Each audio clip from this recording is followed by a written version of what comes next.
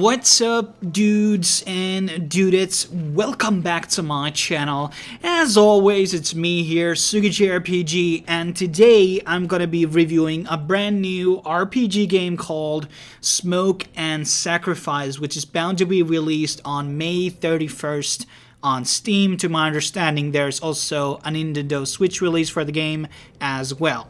And first of all, I have to talk about the visuals of the game, which are not only very aesthetic to look at, but also at the same time very refreshing, because a lot of the games tend to today try to look too much like each other, and it's definitely a very distinctive style which makes it stand out from rest of the games. I really haven't seen anything that looks like exactly like this. It's more like if Don't Starve would be created by an Asian studio, which would use this sort of like a pseudo anime type of a style with a lot of very detailed textures and backgrounds and so on.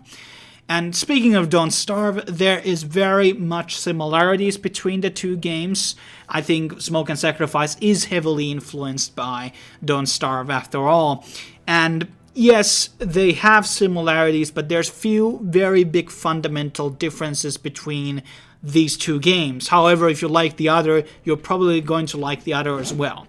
So Don't Starve, for example, is a lot more like a survival game, a sandbox game, while Smoke and Sacrifice is more like a narrative-driven open-world RPG, because in Don't Starve you have to like keep your insanity in check, you have to eat, and you have to like build fire and survive through the night.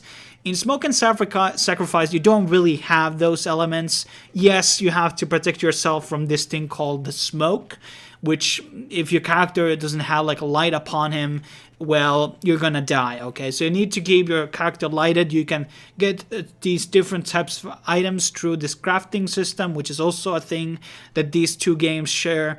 But I would say Smoke and Sacrifice has an actual story, which we'll go through, and you won't be able to access absolutely everything around the map, so you have to progress through, and you will get into a new area, so to speak.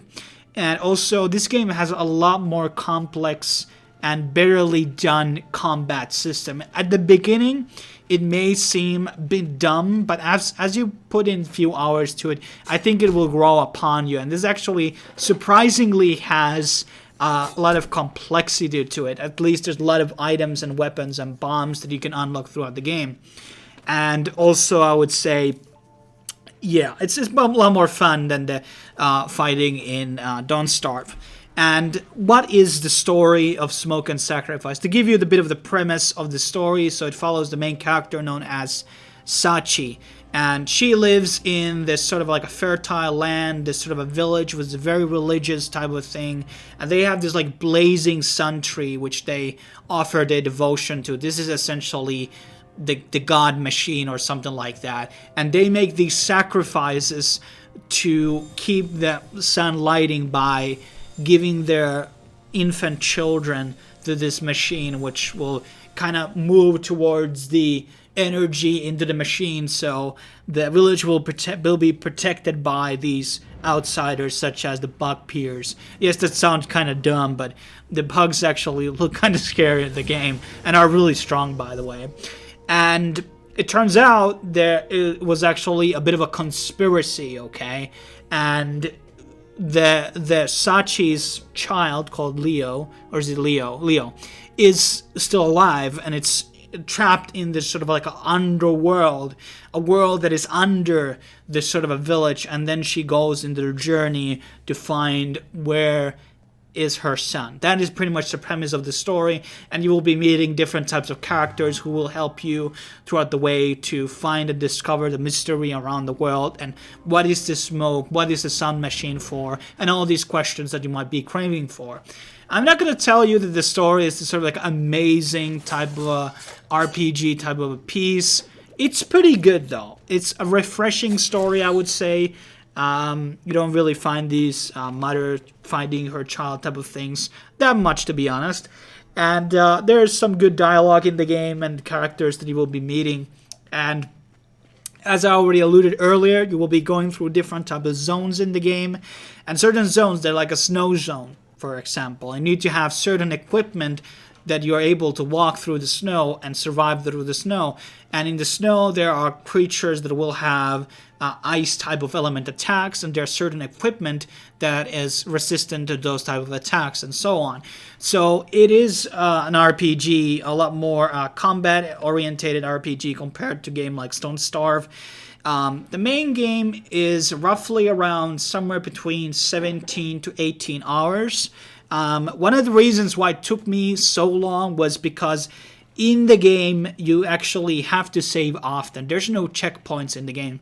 If you didn't save, you have to start from the very beginning in the game. So make sure that you will be saving through these sort of computers that you will be seeing throughout the game.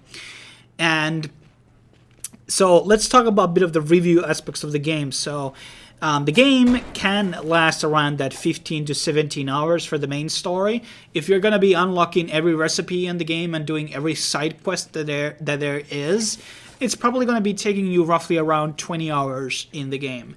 And obviously there's a lot of replayability because there's different types of builds that you could be using in the game, which may offer a bit different type of a play style if you want to play it again.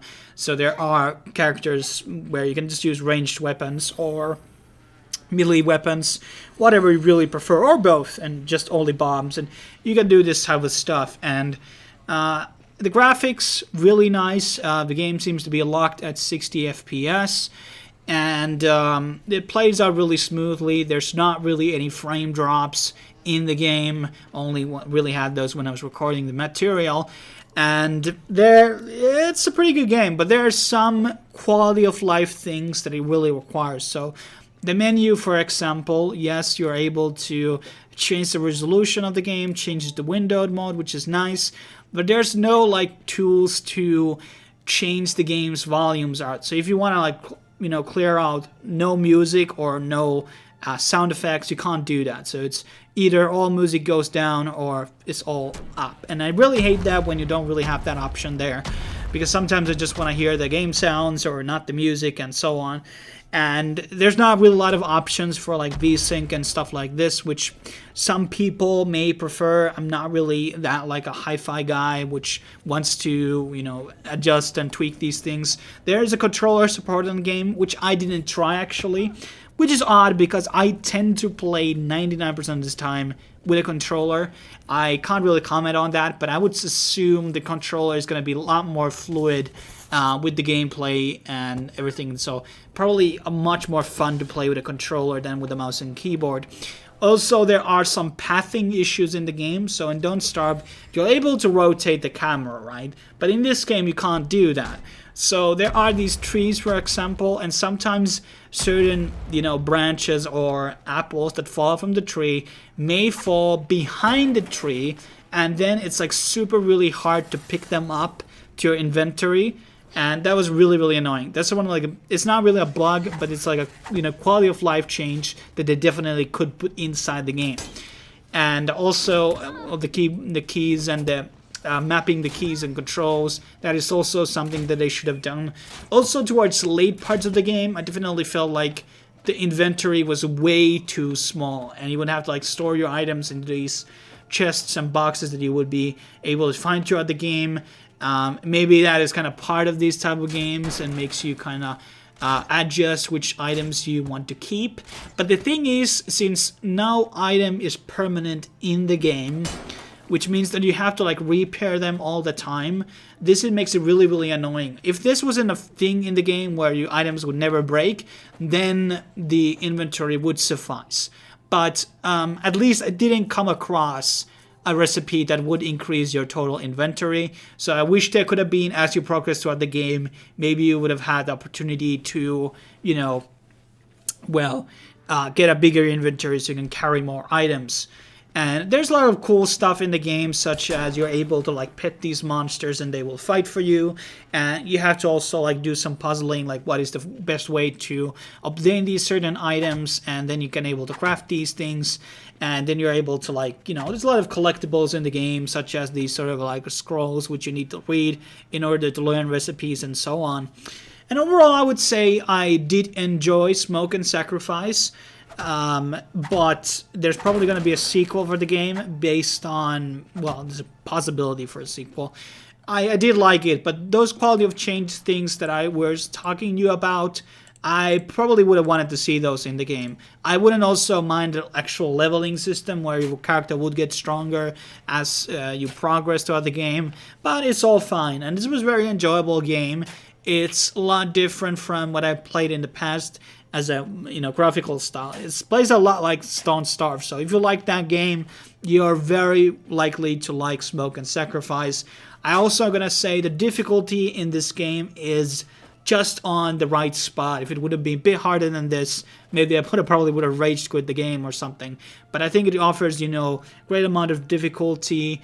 I think the price for the game is pretty much adjusted into the gameplay hours, and I think it's a good package of game, and definitely story could have used more work perhaps, but I think it had certain appeal to it as well. And I really like the designs in the game, the characters, the beasts, the maps, and all the objects and weapons in the game as well. Thanks for watching this review. Stay tuned for more. Make sure to subscribe to the channel, like the video, leave a comment below if you have any questions about the game, and I will see you guys next time on the next video. Cheers.